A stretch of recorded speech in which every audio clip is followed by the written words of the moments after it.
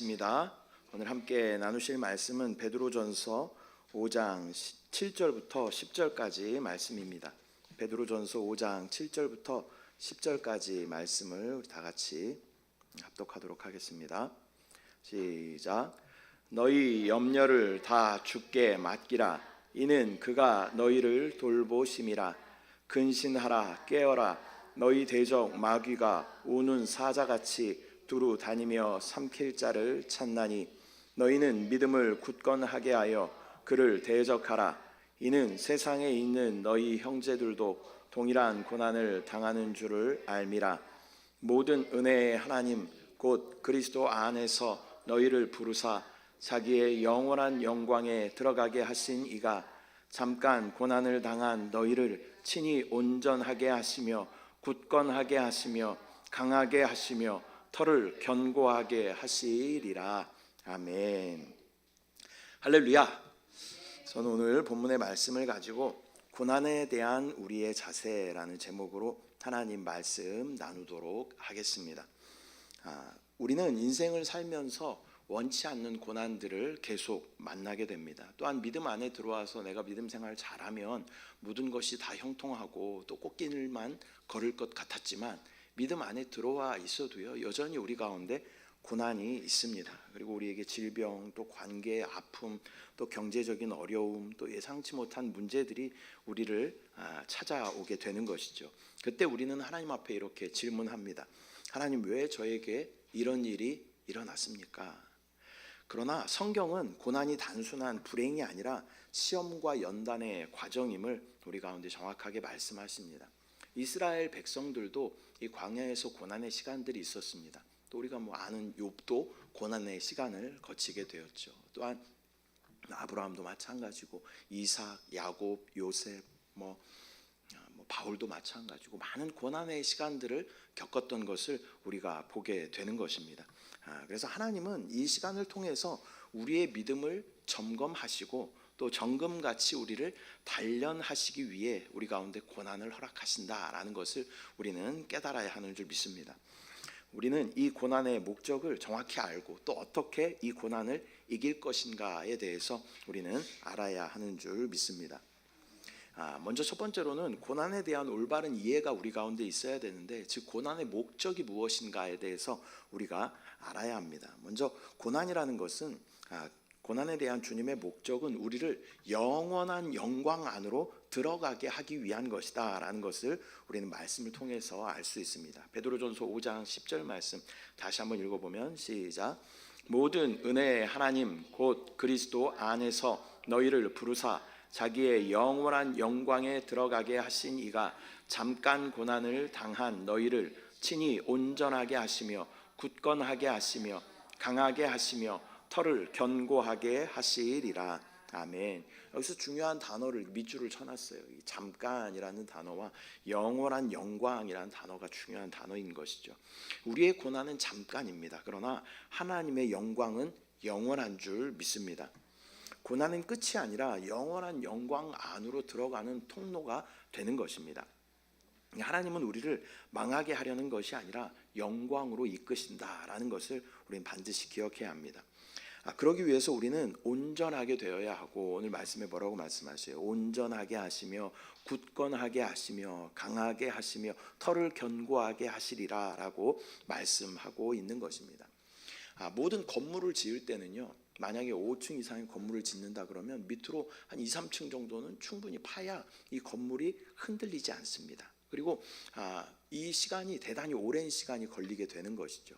그래서 철근을 받고 또 시멘트를 붓고 또 이것이 굳는 시간을 양생이라고 얘기하는데 그런 시간도 필요한 것이고, 이것이 기초가 튼튼해야 건물이 정확하게 세워지게 되는 것입니다.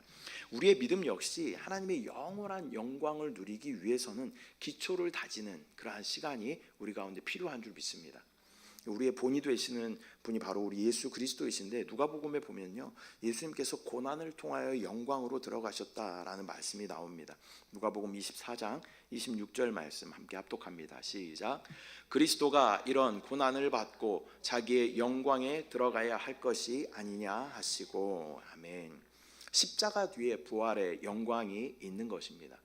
주님의 죽으심으로 교회의 기초가 완성되었고 또 영광을 받으셨으며 또 예수 그리스도께서 부활하시고 승천하시고 보좌 우편에 앉으심으로 말미암아 그분은 영광을 받게 되셨다라는 것을 우리는 알아야 합니다.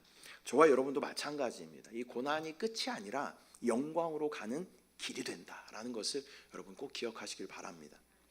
고난을 좋아하는 사람은 아무도 없어요. 그죠? 고난의 세월들 여러분 살아오셨잖아요. 그죠? 네, 또 선교지에 또 오래 계셨기 때문에 우리 전사님 고난의 시간들 많은 시간들을 보내셨죠. 뭐 저도 마찬가지고 우리 권사님도 마찬가지고 고난의 시간들을 우리가 지나왔어요. 그러나 이 고난을 통해서 저와 여러분들이 예수 그리스도를 만난 줄 믿습니다.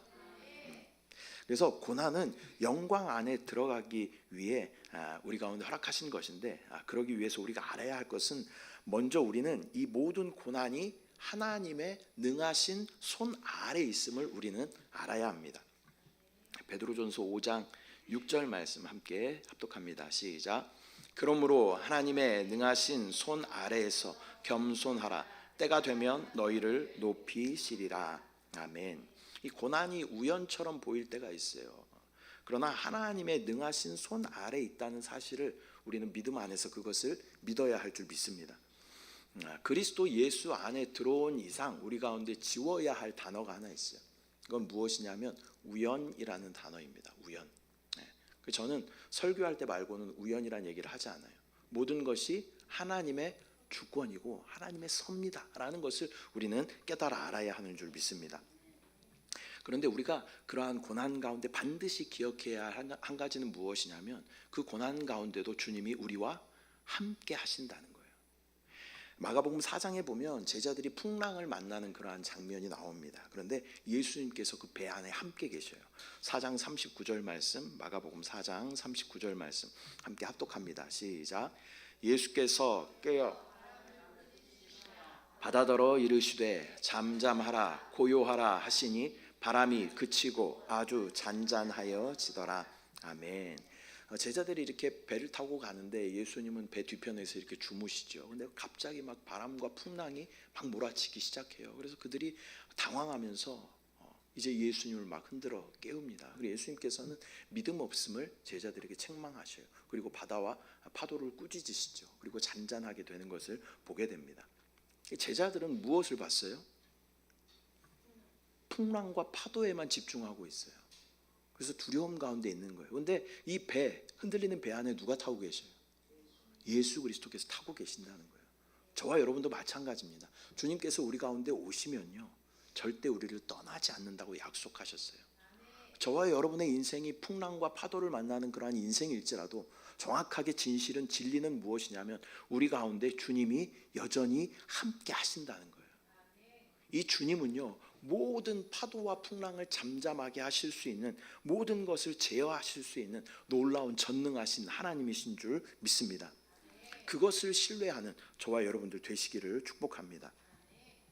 또한 우리는 교만해서는 안 된다라는 것을 우리는 알아야 합니다. 우리 모두는 어느 정도 교만함을 다 가지고 있죠. 내가 맞고 다른 사람은 틀리다라는 그런 생각을 다 가지고 있어요.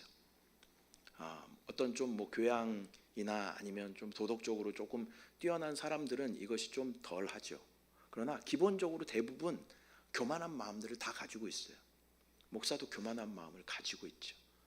또 이 말씀이라는 어떤 도구를 가지고 사람들을 막 판단하고 정죄하고 하는 이런 교만함이 있는 것이, 우리 가운데 교만함들이 다 있지만 이러한 모습은 하나님을 인정하지 않는 그러한 모습인 것입니다.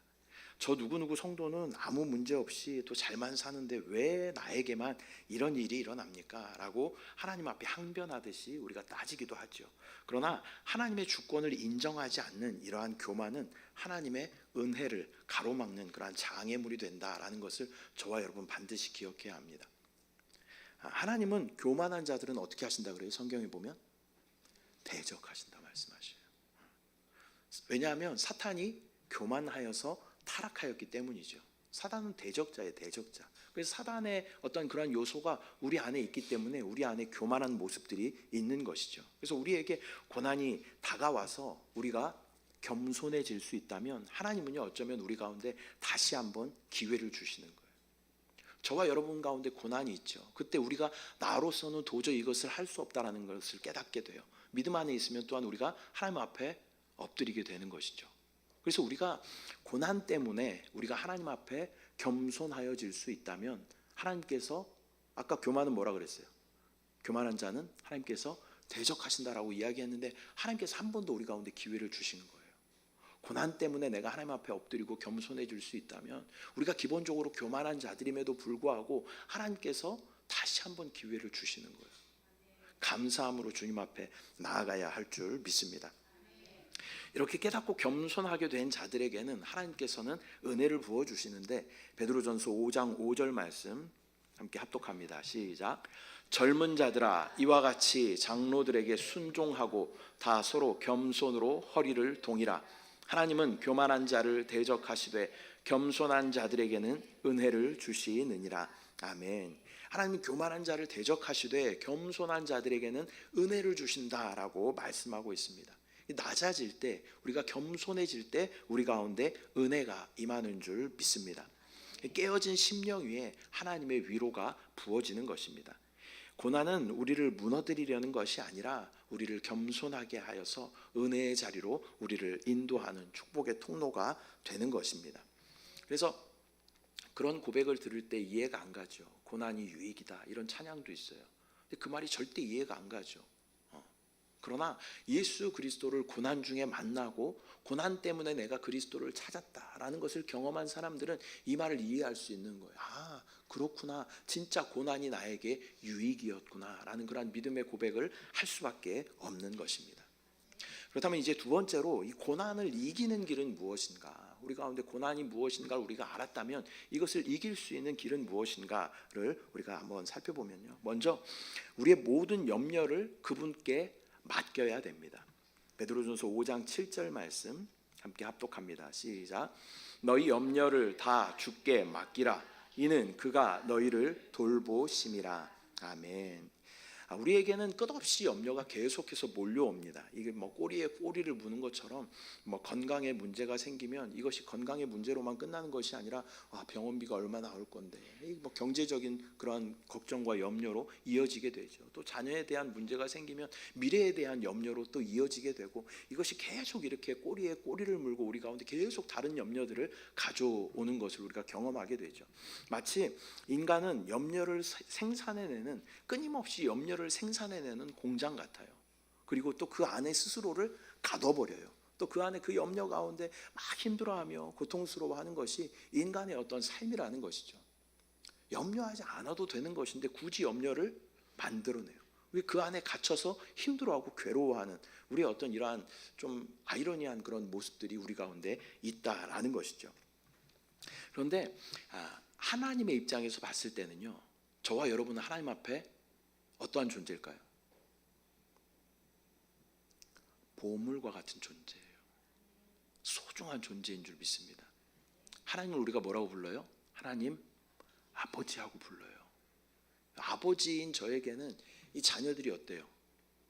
보물 같아요. 소중하죠. 그것을 우리가 정확하게 알아야 합니다. 그렇기 때문에 내가 염려하지 않고 이것을 주님께 맡기는 그러한 믿음이 있어야 합니다. 아버지로서 좀 답답할 때가 있는데요. 언제냐면 우리 아들 중에 한 아들이 이렇게 음악을 하잖아요. 음악을 하는데 써야 되는 이 기기가 있어요. 그러니까 요즘에 이제 젊은 청년들이 이제 아이패드를 써야 되죠. 아이패드를 쓰는데 아이패드가 사준 지 얼마 안 됐는데 액정이 멍이 이만큼 든 거예요. 근데 이거를 아빠한테 얘기를 하면 되잖아요. 근데 혼자 막 전전긍긍하면서 막 궁시렁궁시렁 대면서 내가 어디 부딪히지도 않았는데 이게 깨졌다고 하면서 그러한 모습을 볼 때 아빠의 마음 어떨까요? 아빠의 마음은 속상해요. 왜 그럴까요? 아빠 이거 어떻게 이러다가 했는데 이게 이렇게 됐어요. 이거 어떡하죠? 이렇게 얘기하면 아빠는 어떡할까요? 그럼 뭐 돈이 없으면 기다려 이렇게 얘기하겠지만 이거를 고쳐주고 싶은 마음이 있는 거죠. 아빠의 마음은 그런 거예요. 이 기계가 망가진 것이 아빠가 더 속상한 것이 아니라 얘기하지 못하는 이 자녀를 봤을 때 아빠의 마음 더 속상한 거죠. 우리 아버지 마음도 똑같다는 거예요. 여러분들의 모든 염려를 어떻게 해야 돼요? 하나님 앞에 맡겨야 돼요. 맡겨야 돼요. 하나님은 자녀인 우리에게 무관심한 그런 분이 아니다라는 것을 저와 여러분 반드시 기억해야 합니다. 하나님은 우리를 얼마큼 사랑하시게요? 그 아들 독생자 예수 그리스도를 우리 가운데 주시기까지 저와 여러분 사랑하셔요. 그 아들을 십자가에 못 박혀 죽게 하시고 그분을 외면하시죠. 하나님이 왜 나를 버리시나이까? 주님께서 십자가에서 절규하면서 말씀하시잖아요. 그 잠시 동안 하나님과 예수님과는 단절된 그러한 상태 가운데 있었다라는 거예요. 태초부터 함께 하셨던 삼위 하나님이 저와 여러분을 얻기 위해서 단절되는 그런 고통을 당하시는 거예요. 저와 여러분을 얻기 위해서 십자가에 죽으시기까지 저와 여러분을 사랑하신다라는 것을 저와 여러분 반드시 기억해야 할 줄 믿습니다. 내가 너를 이만큼 사랑한다라는 그는 하나님의 사랑의 고백이 바로 십자가인 줄 믿습니다. 또한 우리가 이 모든 고난을 이겨내기 위해서는 모든 환경은 하나님의 능하신 손 아래에 있음을 우리는 알아야 합니다. 복음서에 보면요, 예수님은 이 혈루증 걸린 그러한 여인을 고치시고 또 회당장 야이로의 딸을 고치시고 또 눈이 먼 바디메오를 고치시고 하는 것들을 우리가 보게 되죠. 우리의 절망의 상황도 모두 주님의 손 안에 있다라는 것을 우리는 믿음으로 바라봐야 합니다. 우리가 염려를 주께 맡길 때 이 치유받았던 사람들은 어떤 사람들이에요? 그 염려를 주께 맡겼던 사람들이에요. 믿음으로 주님 앞에 나왔던 사람들은 그 놀라운 기적을 경험하게 되었다라는 것입니다. 하나님은 우리의 주권자이시고 또한 우리의 통치자이시고 우리의 치료자가 되시는 줄 믿습니다. 염려를 맡긴다라는 것은 말로만 하는 것이 아니라 마음의 주권을 하나님 앞에 완전히 드리는 거예요. 마음의 주권이 나한테 있으면 염려하게 되죠. 내가 염려하는 거예요. 그러나 이것을 하나님 앞에 맡기면 이제는 내 손을 떠난 것이에요. 그러면 우리는 마음이 편한 거예요. 하나님 뭐라고 말씀하셔요? 모든 염려를 나에게 맡기라라고 말씀하고 있는 것입니다. 그가 우리를 돌보시겠다라고 약속하셔요. 하나님의 약속의 말씀이 어디 써 있어요? 성경에 써 있어요. 하나님의 성품 중에 대표적인 성품이 뭐라고요? 하나님은 신실하시다라는 거예요. 미쁘다, 신실하다 같은 말이에요. 뜻이 뭐예요? 약속을 잘 지킨다, 믿을만하다, 그런 의미가 있어요. 하나님은 이 신실하신 성품 때문에 하나님 말씀대로 하나님의 이 호흡으로 기록하신 이 약속의 말씀을 반드시 지키셔야 돼요. 그분은 이것을 지키시지 않으면 견디시지 못하셔요. 하나님의 약속의 말씀이 이렇게 써 있잖아요. 너희 염려를 다 주께 맡기라. 이는 그가 너희를 돌보심이라. 우리 염려를 주께 맡기면 하나님께서 돌보시는 줄 믿습니다. 또한 이 고난을 이길 수 있는 방법은요, 근신하고 깨어서 마귀를 대적해야 됩니다. 베드로전서 5장 8절부터 9절 말씀 함께 합독합니다. 시작. 근신하라, 깨어라, 너희 대적 마귀가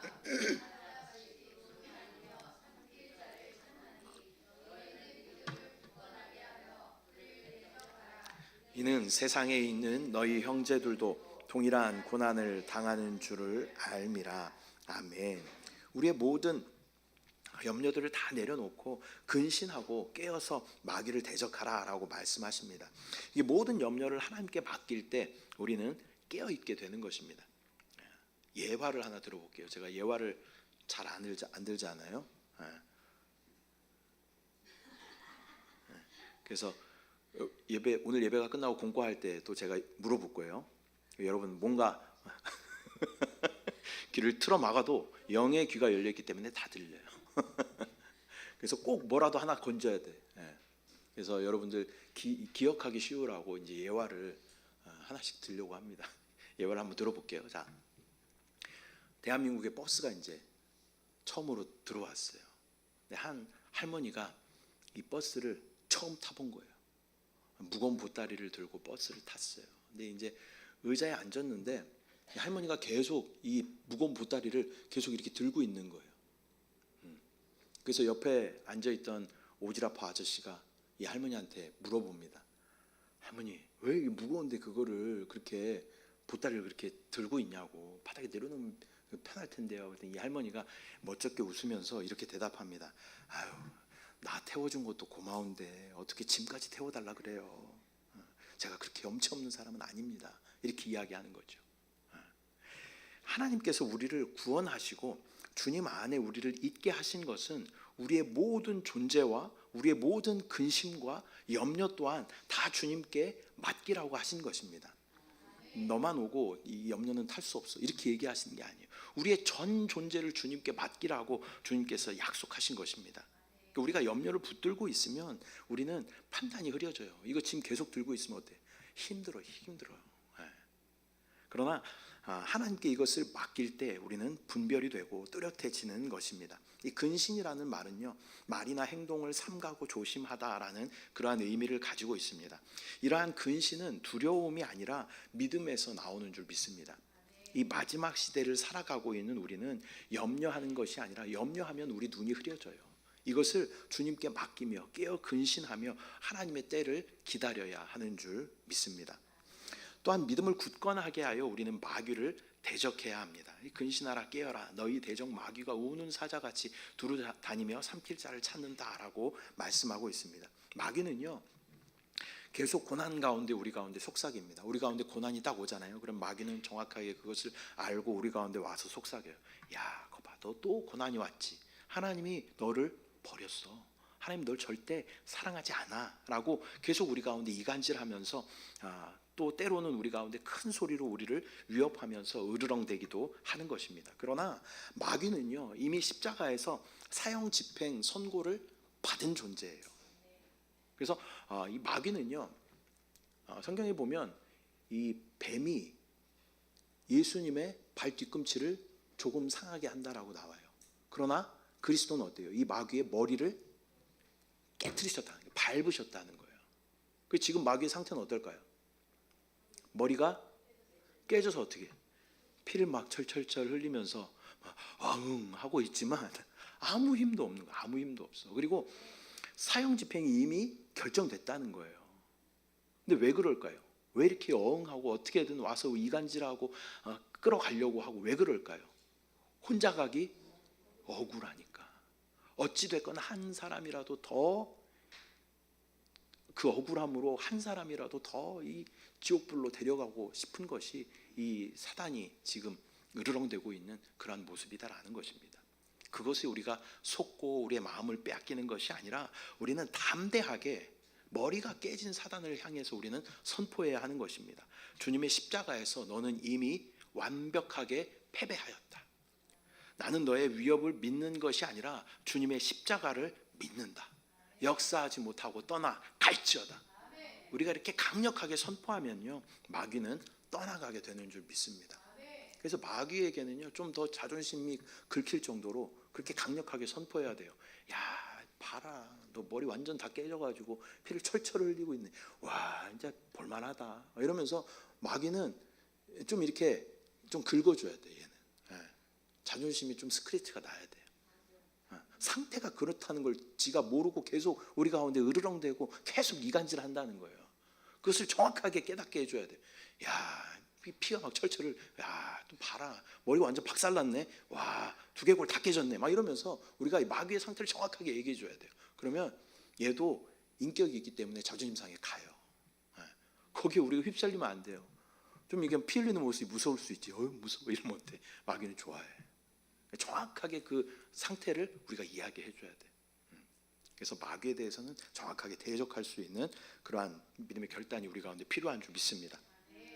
그리고 이 모든 것이 결국 합력하여서 선이 될 것이다 라는 그러한 믿음이 저와 여러분 가운데 있을 때 우리는 고난을 넉넉하게 이길 수 있게 되는 줄 믿습니다.